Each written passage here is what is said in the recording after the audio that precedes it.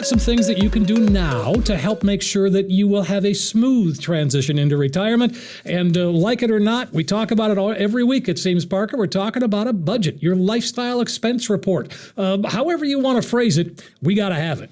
And it's a tough conversation piece, and I'm not saying you need to do the crazy like budgeting spreadsheets, worksheets, stuff that can take hours out of your life. It's mainly just knowing what goes in and out. So if you do online banking, we said this on another show before, Steve, is just go to the debits column. Don't categorize, don't factor, don't say this happened once, and just see what you're truly spending. What's the true standard of living? And then if you want to back into the budget and see what the fixed expenses and variable expenses are, you can do it that way. But when you're come to retirement planning, I know a lot of people have a foundational piece, but the only thing that can truly implode a plan once it's been set is honestly probably the spending, which goes back to you, of course, is if you say you can live off $5,000 a month and then that's auto adjusted for inflation, of course, but then you're 2 years later, you're going into retirement and that number is now $9,000 a month. That's not inflation. No, that's not inflation. That's not inflation. That is spending. That is spending 100%. So knowing the baseline is always important, but you want to be able to know the discretionary too. Because I would say, I mean, the perfect situation is the discretionary is more than the baseline, but you're able to maintain that standard of living in retirement because you're going to want to travel, go out to eat, do all the fun stuff and everything as well. All right. Looking at the retirement confidence survey this year, Americans have had the largest 1 year drop in confidence of having enough money to live through retirement since 2008. No kidding. Boy, that's a bad sign. It's insane. 52% of people saying that debt has had a significant impact on their ability to save for retirement, and over a third of Americans are living off credit cards in order to make ends meet. And that's, I mean, people blame credit cards, people blame advertising, but I mean, it's always going to be personal. It's always going to be what you're looking at. And we'll talk about this later. There's always stuff that happens and you can't really get around it, but you got to have that budgeting mentality. This is just how I was raised, in that like you spend only what you can. You save 10% for yourself, 10% for emergencies, and then 10% for charity, church, or giving, and live off 70.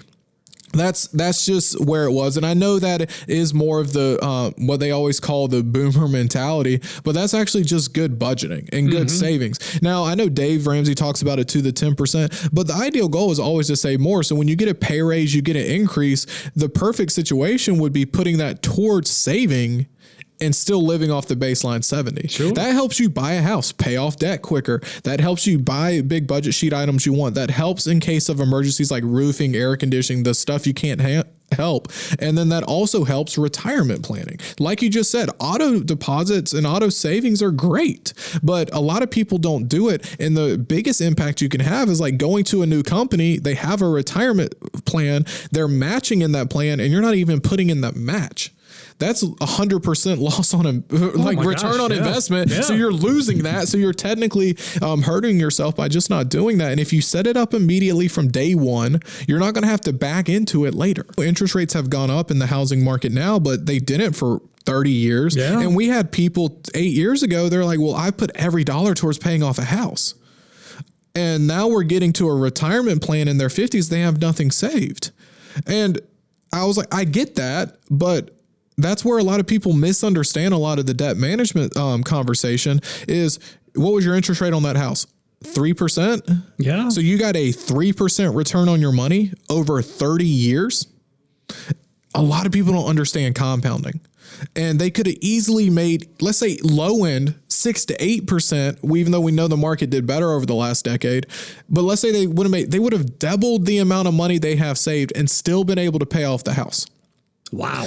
And that's what people don't forget. It's all about compounding, but people think for now, not for later. AARP said family caregivers who leave the workforce to care for a parent lose on average over $300,000 in wages and benefits over their lifetime. Gosh. And these estimates range from $284,000 for men to $325,000 for women.